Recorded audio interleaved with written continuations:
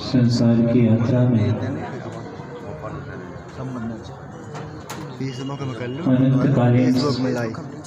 अनंत काल से यह संसार की यात्रा चल रही है और संसार की यात्रा को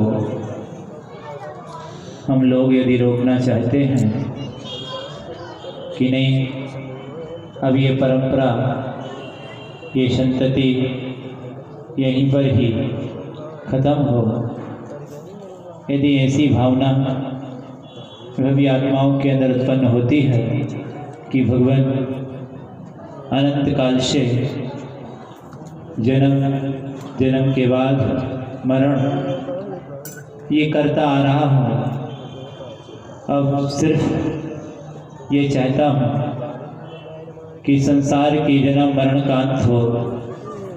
तो इसके लिए आचार्य भगवंत कहते हैं कि इस परंपरा का अंत करना चाहते हो तो इस परंपरा को रोकने में मात्र एक ही समर्थ है, वो है भगवान की भक्ति।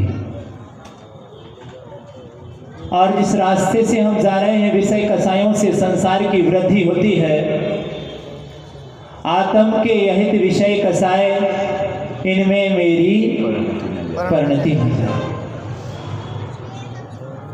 दौलत राम जी इस वाक्य को सकल गे की स्तुति में उल्लिखित करते हैं कि हे परमात्मा, संसारी प्राणी का सबसे बड़ा कोई शत्रु है, दुश्मन है, तो वो क्या है? उसकी अपनी कसाय। तो उन्होंने कहा कि आत्म के यहित विषय कसाय इनमें मेरी परिणति न जाए। हे परमात्मा, इस पूजा का कोई फल मिले, यदि इस पूजा से कोई फल मिलता हो, आपकी आराधना करने से कोई इष्ट कार्य की सिद्धि होती हो, तो हे परमात्मा, मैं इतनी प्रार्थना करता हूँ इस कार्य की सिद्धि हो जाए कि जागे नहीं कसाएं, नहीं वेदना सताए। सिर्फ इतना ही चाहता हूँ कि कसाएं ना जागे, कसाय में इतनी मंदता बनी रहे, उस कसाय की मंदता से हे परमात्मा, मैं आपके चरणों में बैठकर आपकी महाआराधना कर सकूं। क्योंकि आपकी पूजन करने की, आपके मंदिर में आने का, आपको ध्याने वाला यदि तीव्र कसाई होगा तो आपके समर्थन में नहीं आ सकता, आपकी महाआराधना नहीं कर सकता। नियम से जो भी महाआराधना में जुड़ेगा, आपकी जो भी आपका नाम ले रहा होगा, वो नियम से मंद कसाई ही होगा। तीव्र कसाई के बस का ये कार्य नहीं है। जो भी आपका नाम लेते हैं, ये आपसे जुड़ते हैं, उस अनुष्ठान करते हैं, ये आपको सुनते हैं, ये आपके नाम की कथा वार्ता सुनाते हैं, वो सब मंद कसाई होते हैं। तीव्र कसाई में उस कार्य को संपन्न नहीं कर पाते हैं। तो यहाँ पर हे परमात्मा, मैं यही प्रार्थना करता हूँ, कसाय के कारण अनंत संसार बड़ा है, तो अनंत संसार का अंत जब तक कसायों का विमोचन नहीं होगा, जब तक कसायों का वमन नहीं होगा, तब तक मेरे अंदर पूजा का भाव, क्षमा करने का भाव, परमात्मा बनने का भाव पैदा हो नहीं सकता। जब तक कसाएं रहेंगी तब तक मुझे तीतर ही बनना पड़ेगा, और जब ये कसाएं निकल जाएंगी मेरे जीवन से, तो मेरा जीवन महान हो जाएगा। उस महान बनाने के लिए हम यहाँ पर उपस्थित हैं, उन कसायों को घिसने के लिए यहाँ पर आए हैं कि परमात्मा, अनंत काल से ये कसाएं बड़ी हैं, उन कसायों के कारण ही मैं अनंत काल से दुखी रहा हूँ। आज हे परमात्मा, मैं जिन कसायों से दुखी रहा हूँ, जिनके खातिर मैं अनेक बार मरा हूँ, जिनने मुझे मारा है, आज उनके मारने के लिए मैं आया हूँ, और उनको मार सकता हूँ, खदेड़ सकता हूँ, भगा सकता हूँ, तो सिर्फ आपकी छत्र छाया के नीचे रहकर मैं उन कसायों का विमोचन कर सकता हूँ। और ऐसी पवित्र भावना के साथ हम आज इस महाआराधना से जुड़ने चले हैं। कौन भाग्यशाली होगा, बहुत बड़ा भाग्यशाली होगा जो इस महामंडल विधान से अपनी कसायों का गमन कर पाएगा, त्याग कर पाएगा।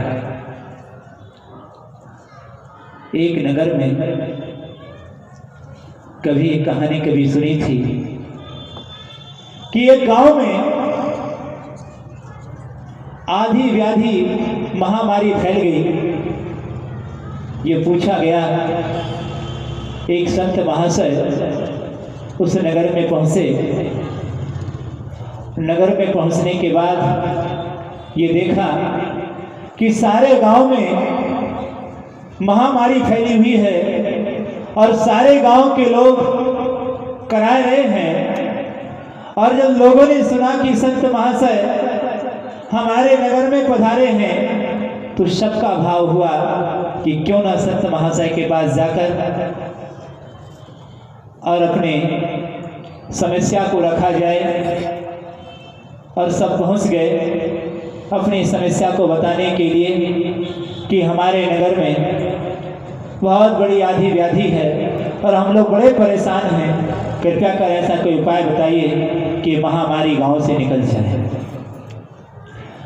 हम भजन कीर्तन करते हैं, रामायण पढ़ते हैं, अनेक प्रकार की आराधनाएं कर रहे हैं, फिर भी इस महामारी से, इस भयानक दुख से निपट नहीं पा रहे हैं। कोई व्यवस्थित समाधान दीजिए जिससे हम लोग इस समस्या से सुलझ सकें। संत महाशय ने उस नगर की आधी व्याधि का कारण देखा। किसी गांव में महामारी का कारण क्या है, इस गांव में दुख का कारण क्या है। और खोजते खोजते वो एक बावड़ी पर पहुंचे और इस बावड़ी में क्या देखा, किस बावड़ी से सारे गांव के लोग पानी पीते हैं। और जब उन्होंने दृष्टि डाली इस बावड़ी के अंदर तो देखा कि एक नहीं, दो नहीं, तीन नहीं, चार चार कुत्ते उस बावड़ी पर पड़े हुए हैं, सड़ चुके हैं। उनकी गंध से, उनके सड़ने से पूरा पानी गंदा हो चुका है, बू आने लगी है, वो पानी पीने के योग्य नहीं रहा। और गांव के सारे लोग मिलकर एक ही बावड़ी है, उसी बावड़ी का पानी पीते हैं। संत महाशय को बात समझ में आ गई कि गांव में महामारी का कारण क्या है। लोगों से उन्होंने कहा कि सुनो, तुम्हारे मंत्रों से तो तुम्हारे पाठों से कितना भी तुम पाठ करो, कितने भी अनुष्ठान करो, इससे बहुत ज़्यादा प्रभाव नहीं पड़ेगा। तुम सब मिलकर एक कार्य करो, इसके साथ जिस कार्य को तुम करने जा रहे हो, अनुष्ठान करने जा रहे हो, अनुष्ठान भी करो, पर इसके साथ एक कार्य और कर लो कि इस बावड़ी में जो तुम पानी पी रहे हो, इस बावड़ी में चार चार कुत्ते पड़े हैं जो कि मर चुके हैं, सड़ चुके हैं इस पानी में, जिनके कारण से तुम्हारे गांव में अशांति फैली हुई है। यदि इस बावड़ी से वो कुत्ते निकल जाते हैं, उनको इससे बाहर कर दिया जाता है, तो संभव है कि तुम्हारे नगर में शांति आ जाए, संभव है कि तुम्हारे नगर की आधी व्याधियां शांत हो जाए, तुम्हारे नगर के दुख दूर हो जाए। मात्र चर्चा करने से वो रोग दूर नहीं होगा, उसके रीजन पर जाना होगा, किस कारण से ये आदि व्याधि महाभयानक बीमारी बढ़ रही है। गांव के लोगों को बुलाया और कहा इनको इसी वक्त बाहर निकाला जाए। और कहते हैं कि गांव वालों ने उन महाशय की बात को ध्यान में रखते हुए और मिलकर उस कुत्तों को जो उस बावड़ी में पड़े थे उनको बाहर कर दिया। बाहर करने से, पानी को साफ करने से अब जिस बावड़ी के कारण वो गांव के लोग बीमारी से ग्रसित हो गए थे, दुखी थे, और उसी बावड़ी से लोग, उसी पानी से लोग स्वस्थ होने लगे। और कहते हैं कि गांव में आरोग्यता आ गई, स्वस्थ आ गई। कहने का ये अभिप्राय है, ये कहानी हम सबको ये दशा बता रही है कि संसारी प्राणी आत्मा रूपी बावड़ी में क्रोध, मान, माया, लोभ, ये 4 कसाय रूपी कुत्ते जब तक पड़े रहेंगे तब तक ये आत्मा भयानक जन्म मरण जैसे भयानक रोगों से ग्रसित रहेगी। जब तक ये कुत्ते इस आत्मा से बाहर नहीं हो जाएंगे, जब तक ये कसाय बाहर नहीं हो जाएगी इस आत्मा से, तब तक इस आत्मा में शांति और सकून की स्थापना नहीं हो सकती है। आत्मा में पवित्रता, विशुद्धि नहीं आ सकती है। आत्म शांति जभी आएगी जब इससे क्या करेंगे, इन कुत्तों को, इन कसायों को जो हमेशा भौंकती रहती हैं, चिल्लाती रहती है। कसाय का कार्य क्या होता है? चिल्लाना।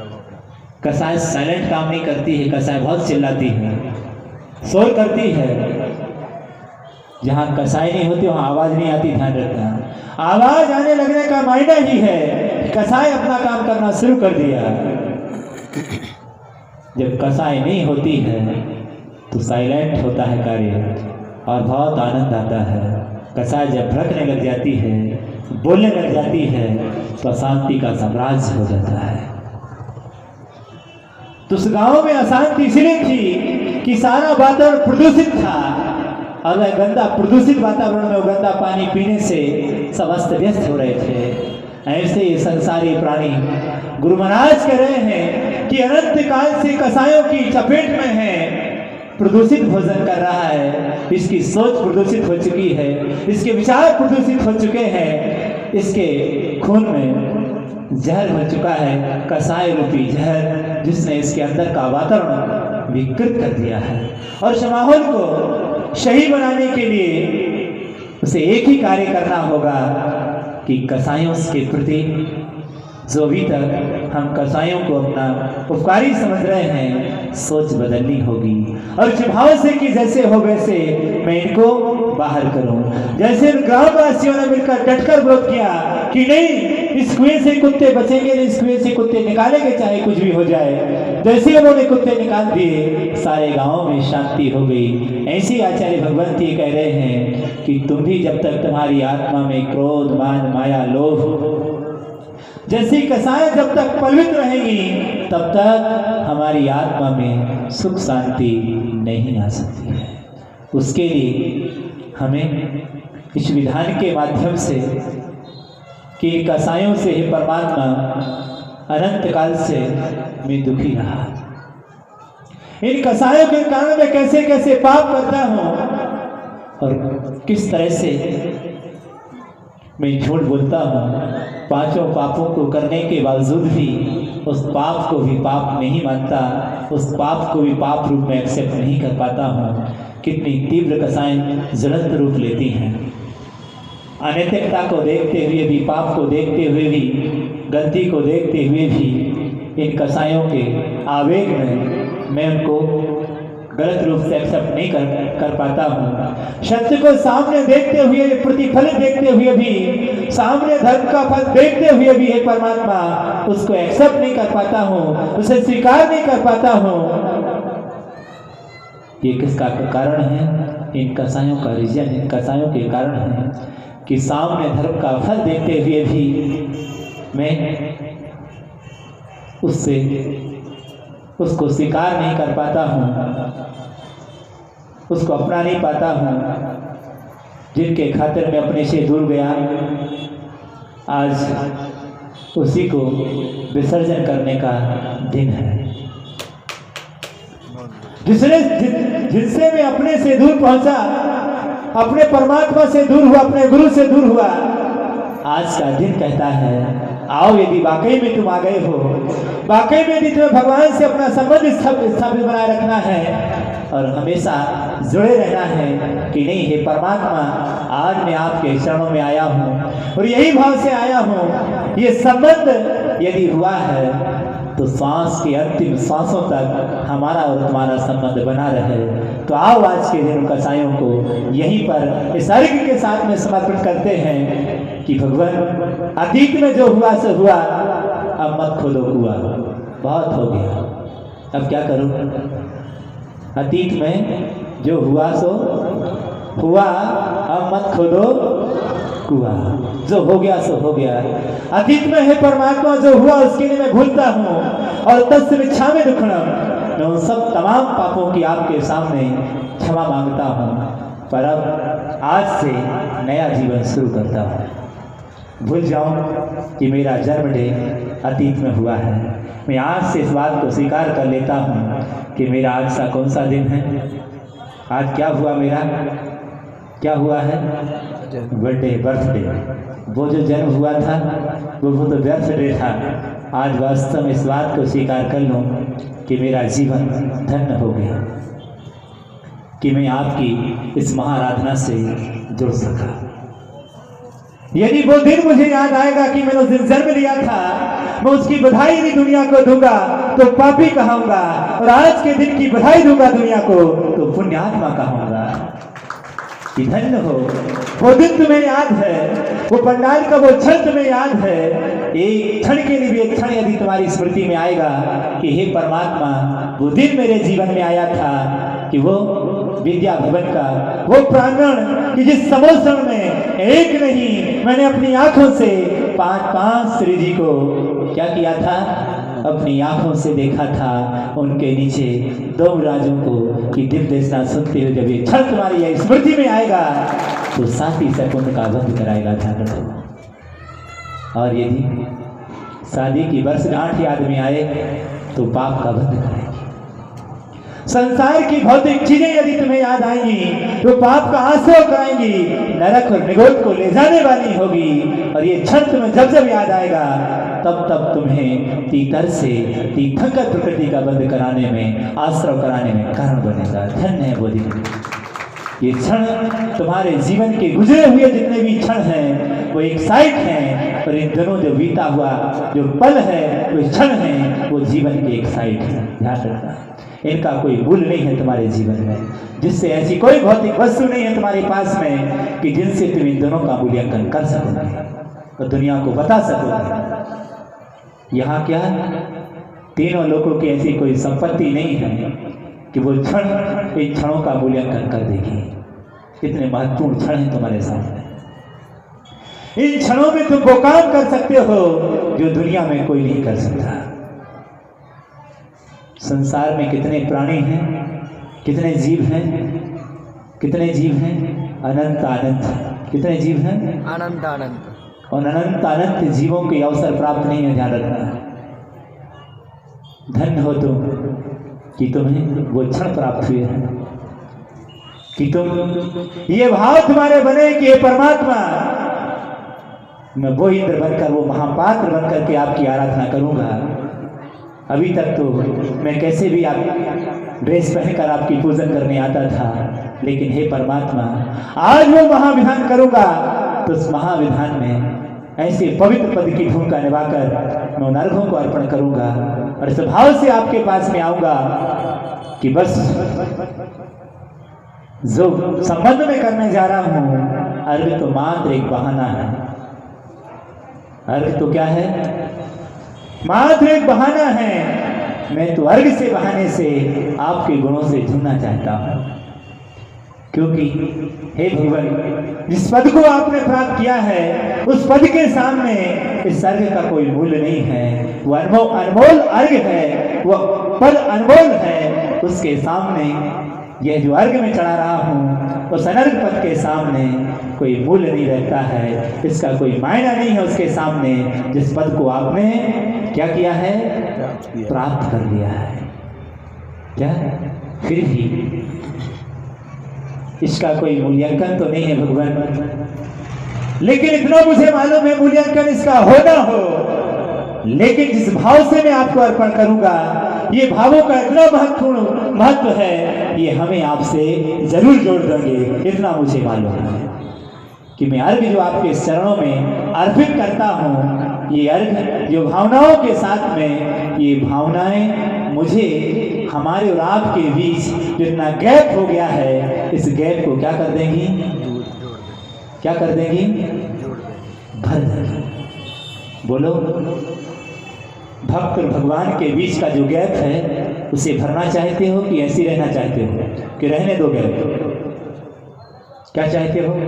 भरना चाहिए। यदि ये भाव है कि नहीं है परमात्मा, अनंत काल से हमारे और आपके बीच में इतना लंबा गैप है, आज मैं इस भाव से आया हूं कि गैप मैं नहीं देखना चाहता, इतनी दूरी में नहीं देखना चाहता कि आप इतने ऊपर बैठ गए और मैं जमीन पर पड़ा हूं, आप अर्श पर और मैं फर्श पर पड़ा हूं। मैं तो यही चाहता हूं भगवान, ये जो दूरी है हमारे और आपके बीच और भगवान और भक्त के बीच की, सिर्फ इस दूरी को मैं पूरी करना चाहता हूं, इसलिए मैं आपके पास में आया हूं। बोलो, कितने लोग हैं जो इस दूरी को भरना चाहते हो, इस दूरी को दूर करना चाहते हो?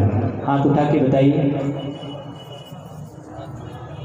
इतने लोग हैं जो हाथ उठा रहे हैं कि भगवान अभी तक दूरी नहीं, कोई बात नहीं, लेकिन अब मैं इस दूरी को भरना चाहता हूँ, इस गैप को भरना चाहता हूँ। ना भक्त रहे ना भगवान रहे, दोनों क्या हो जाए, इक्वल हो जाए। बस इसीलिए मैं इस विधान को करना चाहता हूँ भगवान कि अनंत काल से हमारे और आपके बीच दूरी थी, मैं अनंत दुखी और तुम अनंत सुखी। मैं अनंत दुख भोग रहा था संसार में और तुम अनंत सुख को भोग रहे हो, क्योंकि मैं अनंत दुख इसलिए भोग रहा हूं कि मैंने आपसे दूरी की। दूरी करने का यही परिणाम मिला, मुझे अनंत दुख मिले। काश मैं इस दूरी को भर पाता, इस गैप को भर पाता, तो मैं भी अनंत सुखी हो जाता, आपको छोड़ने बिना। हे परमात्मा, तुम बिन जाने जो क्लेश पाए सो तुम जानत जिनेश। हे परमात्मा, आपको छोड़कर मैंने जो दुर्गतियों के जो दुख भोगे हैं, वो आपको बिना बताए ही आप जानते हैं। कहाँ कहाँ मैंने कैसी कैसी दुर्गतियों के दुख उठाए हैं। अब तो एक ही तमन्ना है, एक ही भावना है कि भगवान आपकी इस पूजन से कि मैं मेरे जो दुख हैं, अनंत संसार की परंपरा है, इस अनंत संसार की परंपरा का अंत हो जाए। इसलिए मैंने यहाँ पर ये सिद्ध चक्र महामंडल विधान क्या किया है, रचाया है। और इस भाव से मैं यहाँ पर आया हूँ कि मैं ऐसे आगे चला रहा हूँ, ऐसे पुण्य का संचय हो जाए और ऐसे अपनी वीडियो बना लेना।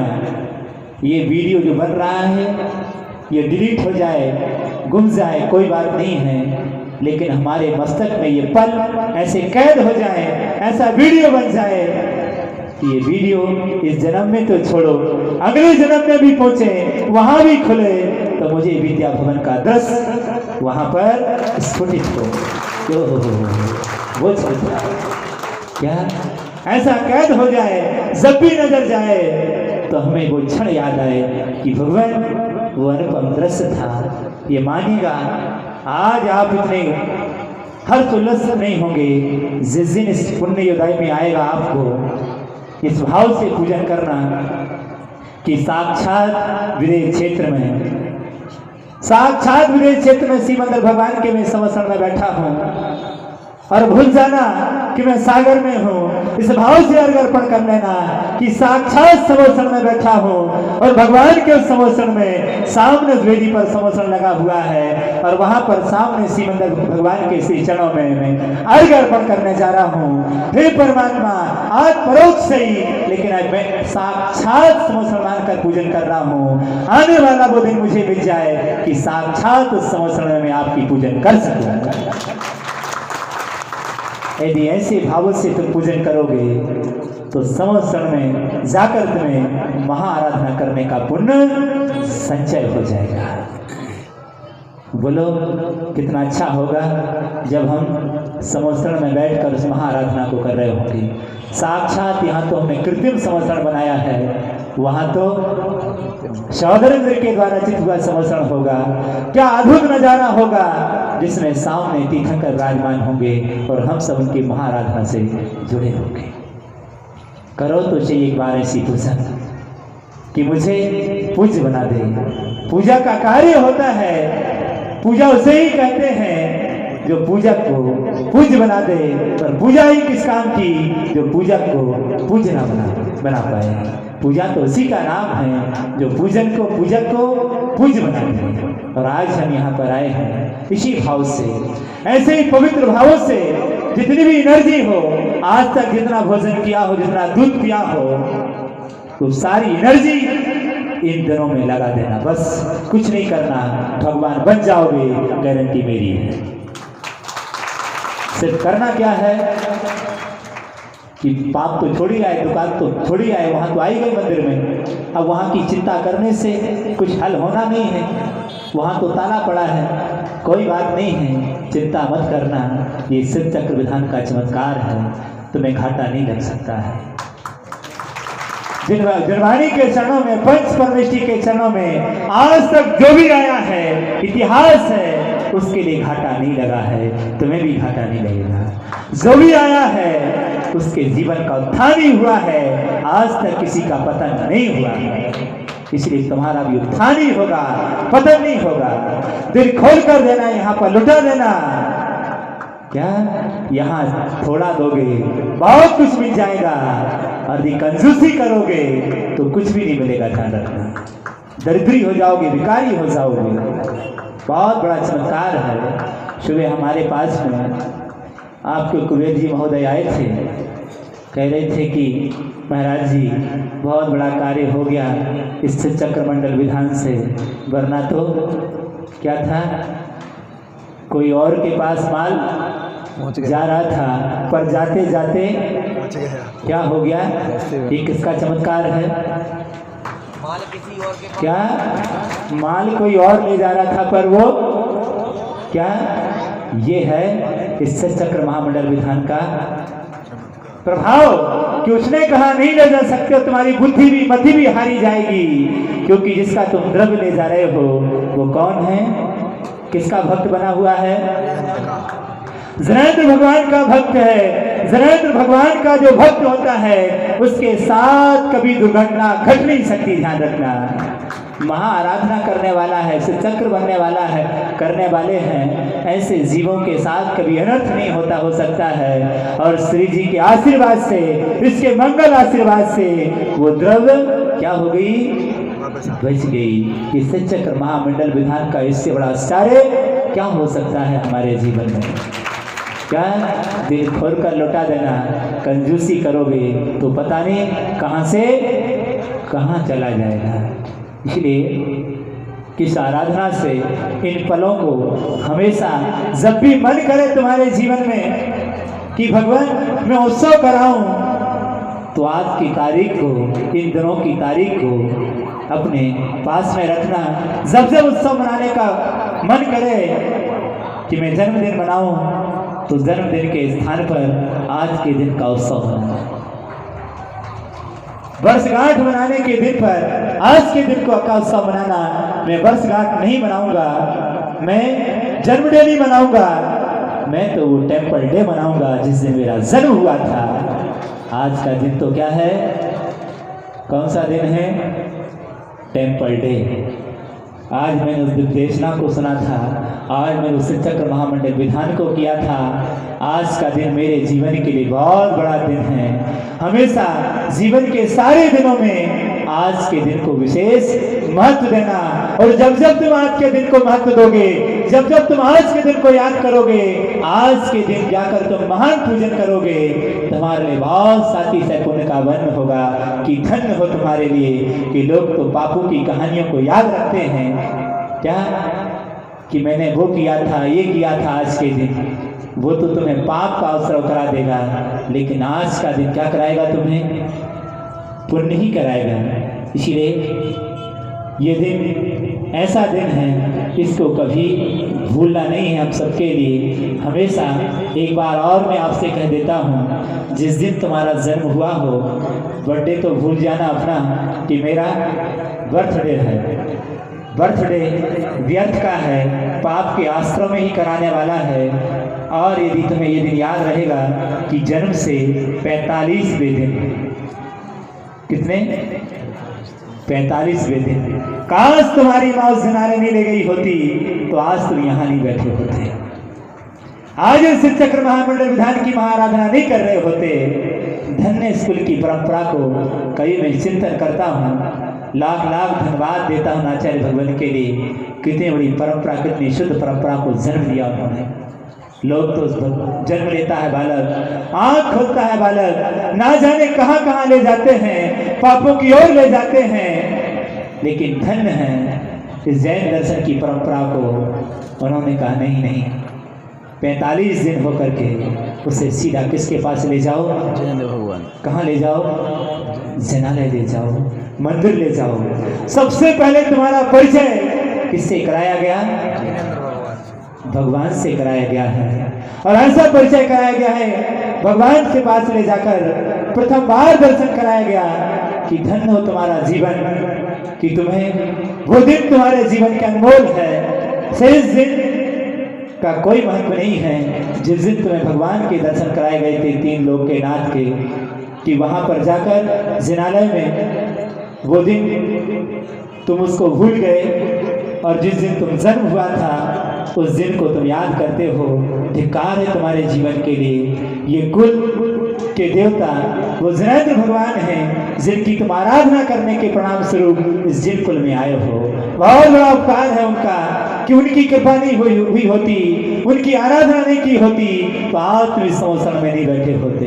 उन पंच परमेष्ठी का आशीर्वाद है, किसी ना किसी समय में तुमने जरूर आराधना की होगी, जिसका प्रणाम है कि तुम क्या हो गए हो, यहाँ पर तुम्हें ये संवत्सर मिला है। ये उनका ही आशीर्वाद है, जिसके प्रणाम स्वरूप तुम जिन कुल में जन्मे हो।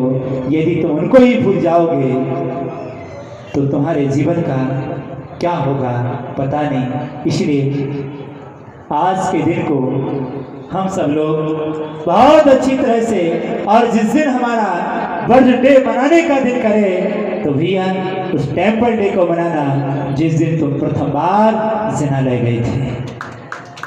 कि आज का दिन धन्य है माँ, दुनिया कहे तुमसे कि जन्म डे मनाना, लेकिन तुम कहो आज का जन्म तो अनंत बार लिए है मैंने, लेकिन अनंत बार यदि मैं जिनालय गया होता तो आज मैं सिद्धालय में होता।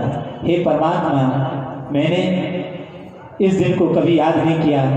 जब मैंने विधान किया, जब मैंने भगवान आपके दर्शन किए थे, उस दिन को तो मैंने कभी याद नहीं किया। लेकिन जब मेरा जन्म हुआ था, अनंतवार उत्सव मनाया, जब जब मेरी शादी हुई, उस वर्षगांठ को मैंने भगवान अनंतवार मनाया। मैंने अपने बेटा के, अपने माँ के जन्म को, बेटा के जन्म को, स्वयं के जन्म को, ना जाने कितने सारे रिश्ते नातों के जन्मों को मैंने बहुत उत्साह के साथ मनाया। हे परमात्मा, उसी का प्रणाम है कि आज संसार में रुक रहा हूँ। एक बार भी मैंने आप जैसे महापुरुषों के जन्मदिन को नहीं मनाया। क्या आपसे प्रथम मुलाकात मेरी हुई थी, काश उस मुलाकात को मैं हमेशा याद रखता। मेरा जीवन धन्य है, और मैंने आपके बर्थडे को मनाया होता तो मेरा संसार में बार बार जन्म ना होता, अभी तक मैं जन्म मरण से मुक्त हो चुका होता। मनाने का ही भाव करें कि जन्मदिन मनाना है तो किसका मनाना? किसका मनाना? तीर्थंकर भगवान का मनाना। जो भगवान बन चुके हैं उनका जन्मदिन मनाओगे तो तुम्हारा जन्म सार्थक हो जाएगा। और यदि खुद का जन्मदिन उनका छोड़कर खुद का मनाओगे तो अनंत जन्मों तक नरकों की यात्रा करते रहोगे, नरक निगोदों में जाओगे। कितने बार मनाते आए हो, अनंत बार ये जन्म मरण मनाया है, इसलिए अनंत बार ये जन्म मरण की परंपरा जारी है। इसलिए आचार्य भगवत कह रहे हैं कि जन्म मरण की परंपरा को तोड़ना चाहते हो तो एक ही काम कर लेना कि जिस दिन तुम भगवान के दर्शन किए थे उस टेम्पल डे को मना लेना, तुम्हारा जन्मदिन सार्थक हो जाएगा। और यदि उसके बिना तुमने जन्मदिन मना लिया तो तुम्हारा व्यर्थ डे हो गया, उसमें तुम्हें कोई पुण्य नहीं लगेगा पाप के अलावा। इसलिए इस प्रवचन से, इस विधान से हम सबको यही सीख लेना है कि हमें कौन से दिन को मनाना है, कौन से दिन को? जिस दिन अपना जन्म हो, विधान करना 45 दिन बाद जाना जनालय में, आहार देना, गुरुमर विद्यासागर जी महाराज के चरणों में जाना, उनकी चमोदक को अपने माथे लगाना। और धन्य हो गया मेरा जीवन कि जिस कुल में मैं जन्मा था, जिस भगवान की आराधना की थी, काश वो भगवान नहीं मिले होते तो गुरुवर विद्यासागर जैसे संत हमारे नसीब में ना होते। क्या वो तब मिले जब ये भगवान मिले। ये भगवान ना मिलते तो वो भगवान मुझे कहाँ से मिलते। धन्य है कि भगवान ये दिन के लिए लाख लाख धन्यवाद देता हूँ। जिस कुल में मैं जन्मा हूँ उस अनंत की परंपरा में उनके मुझे दर्शन हुए। जब उनके दर्शन हुए तो मुझे गुरु के दर्शन हो गए। मेरा जीवन धन्य हो गया। वास्तव में चाहते हो कि मुझे वही विद्यासागर जैसे गुरु की कृपा बनी रहे और बार बार उनके दर्शन हो, तो उसके लिए एक ही है कि संबंध पथ परमेष्टि से हुआ है तो हमेशा बना रहे। इसके लिए जो संबंध हुआ है उसकी हमेशा क्या करना है, क्या करना है, उसकी हमेशा प्रशंसा करना और हमेशा उस दिन को याद करना कि आज मैंने आचार्य विद्यासागर जी के चरण छुए थे, आज मैंने उनको हार दिया था, आज मैं धन्य हुआ था उनके चरणों लगाकर। तुम्हारा जीवन धन्य हो जाएगा वो क्षण जब तुम्हें याद आएगा कि आज मैंने आचार्य भगवंत को आहार दिया था। पाप नहीं लेगा, ध्यान रखना, साथ ही से पुण्य को देने वाला होगा। तुम्हारे निधत्य निकाजित जैसे कर्मों का क्षय करने वाला होगा वो दिन।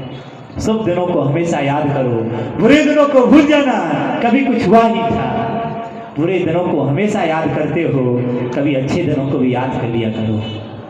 ये भी मेरे जीवन में कितने शकुन के पल थे जो गुजर गए मेरे जीवन से। उन पलों को ऐसा कैद करके रखो ताकि वो तुम्हारे जीवन से जा ना पाए, और बुरे दिनों को इस तरह से निकाल दो कि कभी वो तुम्हारे जीवन में लौटकर ना आए। बस इतना महान कार्य हो गया हमारे द्वारा, तो देर नहीं लगेगी हमें भगवान बनने में। इसीलिए इस कोशिश से, इसी भाव से मार्ग अर्पण करेंगे तो हम सबका जीवन बहुत ही उत्तम होगा। और ये भाव हमारे जीवन में नहीं रहे, मात्र एक फॉर्मेलिटी पूरी करने के लिए यहाँ पर आ गए हैं, कोरम पूरा करने के लिए, तो जाओ ये कोरम अनंत काल से करते आए हो, अभी भी यही कोरम करोगे। थाली इस थाली की द्रव उस थाली में तो हो जाएगी, लेकिन विधान नहीं होगा, ध्यान रखना। ये विधान तुम्हारे कर्मों को क्षय नहीं कर सकता है। ये थोड़ी पूजाएं तुम्हें भगवान नहीं बना सकती है। खोल सुन लेना ध्यान से, पूजन वही तुम्हें भगवान बनाएगी जिस पूजन में तुम्हारी समग्र चेतना लगी होगी। वही पूजन तुम्हें उस वहां तक ले जा पाएगी। मात्र इसीलिए आए होगे कि मेरे पास समय था, इसलिए समय क्या करूं, उसका यूज नहीं कर सकता, इसलिए मैंने सोचा कि हाँ आ गया। समय काटने के लिए यहाँ पर आए हो, दुनिया को दिखाने के लिए यहाँ आए हो, तो तुम्हारे लिए मोक्ष मार्ग नहीं मिल सकता है। मोक्ष मार्ग उसी को मिलेगा, उसी के कर्म कटेंगे जो समय काटने नहीं आया है, अपितु कर्म काटने के लिए आया है, संसार काटने के लिए आया है भगवान। उसी के लिए सच्चक्र महामंडल विधान उसी के जीवन के लिए महामंगलकारी होगा। शेष के विषय में कुछ नहीं कह सकता। ये विधान तो इतना महान है, ऐसे पवित्र भावों से अर्पण करना। यदि हम पवित्र भावों के साथ अर्पण नहीं कर पाए, सिर्फ फॉर्मेलिटी पूरी करते रहे, तो द्रव्य तो इस थाली को इस थाली में हो जाएगी, लेकिन जिसके लिए आए थे वो देश पूरा नहीं होगा। कर्म काटने के लिए एक ही निमित्त है और दूसरा तुम्हारे पास में कोई निमित्त नहीं है। 24 घंटे तुम पापों में लगे रहते हो, पाप के अलावा तुम करते क्या हो, जहां जाओगे वहां पाप करते हो। यदि बहुत पुण्य के उदय से कर्म काटने के लिए, पाप काटने कोई निमित्त मिला हो, तो उसको मत जाने दो। बहुत करुणा करके कह रहा हूं, बहुत तुम्हारा पुण्य है, तुम्हारे अंदर 24 घंटे मार काट के अलावा कोई परिणाम नहीं आते। लूटपाट करो और क्या, इसके अलावा सोचते क्या हो। और यदि तुम्हारे जीवन में अच्छे परिणाम आ गए हैं, अच्छे भावों के साथ तुम यहाँ बैठ गए हो आकर, तो भैया सदुपयोग कर लेना अपने समय का। ऐसा ना हो जाए कि यहाँ पर हम बैठने के बावजूद भी जिंदगी तो अंधेरे में ही रही। थाली इस थाली से द्रव उस थाली में तो हो गई, पर उससे कोई सेंस नहीं निकला, समय भी बर्बाद हो गया और अंत में हासिल आई जीरो मिला। इसलिए जीरो ना मिले, तुम यहाँ आए हो तो इन्हें ऐसा काम करके जाना कि पामर से परमात्मा बन जाओ। नजदीक समय में, समय तो हमेशा अपनी गति से निकल रहा है, निकल जाएगा। सदुपयोग कर लोगे तो भी निकल जाएगा, और नहीं भी करोगे तो भी निकल जाएगा। जिंदगी मिली है, सदुपयोग कर लोगे तो भी अच्छा है, नहीं भी मिले करोगे तो भी जिंदगी अपनी गति से निकल रही है। तो क्यों ना हो, जब समय निकलना ही है, जीवन निकल ही रहा है, तो क्यों ना हो कि उस जीवन का सदुपयोग किया जाए, अच्छे कार्य में क्यों ना लगाया जाए। यदि आप उपयोग कर सके सही दिशा में तो बहुत बड़े बन जाएंगे, और नहीं उपयोग कर सके तो ही भटकन मिलेगी। इसलिए बहुत पुण्य का उदय है, मिल गया है, क्योंकि ये शुभ अवसर देश के राष्ट्रपति और प्रधानमंत्री को दुर्लभ है, जो अवसर तुम्हें यहाँ मिल गया है। इतनी बड़ी अवसर किसी को नहीं मिलता है जो तुम्हें मिलता है। इतना बड़ा अवसर आपको मिला है, इतने महान पद मिले हैं, इसलिए कहीं व्यर्थ ना हो जाए यहाँ पर बैठना। हम यहाँ पर आए हैं, संसार की विषयों को छोड़ देना, कुछ नहीं होगा, सब अच्छी तरह से चलेगा जहाँ जो भी चलना है। हम तो सिर्फ पूजन करने आए हैं, भगवान की भक्ति करने आए हैं। भक्त और भगवान के बीच दूसरे की जरूरत नहीं होती है। कहा जाता है दाता और पात्र दो जब चौका में होते हैं, तीसरे की कोई जरूरत नहीं होती है। भक्त भगवान जब मंदिर में होते हैं तो वहां पर तीसरे की कोई जरूरत नहीं होती है। जब दोनों जब होते हैं तभी महान होते हैं लोगों का कार्य। इसलिए हम सब इस तुच्छ से जीवन को पाकर यदि इनकी आराधना कर पाए और इनमें अपने मन को लगा पाए तो मानेगा कि हमारा जीवन बहुत उज्जवल और बहुत पवित्र बनेगा। क्योंकि हम भी यहाँ पर बैठे हैं तो कभी हम भी वहाँ बैठे थे और वहाँ से यहाँ आए हैं, तो इसका प्रणाम इन्हीं भगवान की भक्ति करने का प्रणाम है कि आज हम यहाँ पर बैठे हैं। यदि काश इनकी भक्ति नहीं की होती, ऐसे इनको ठुकराया होता, तो हम भी आज पत्थर कंकर तुम्हारे साथ में बैठे होते, दुनिया हमें भी ठुकरा रही होती। काश यदि दुनिया ने हमें अर्घ्य दिया है, पूजा है, तो ये है इस सतचक्र महामंडल विधान की प्रभावना का प्रणाम, इन भगवंतों की आराधना की भक्ति का प्रणाम है कि आज इनकी भक्ति करके दुनिया में विद्याधर से वो विद्या सागर बन गए। इनकी आराधना करके काश तुम भी करो तो तुम भी दुनिया में विद्याधर से तुम भी विद्यासागर बन जाओगे। इसलिए बहुत बड़ा चमत्कार है इनकी भक्ति का। करो भक्ति और अपने जीवन को धन्य करो। इन्हीं भावनाओं के साथ बोलिए परम पूजाचार्य भगवंत विद्यासागर जी महाराज की, परम पूज्य गुरुदेवाचार्य अर्जब सागर जी महाराज की। ओ जय बोले परम पूज्य मनीषी विभूत सागर जी, विनोद सागर जी विभूत।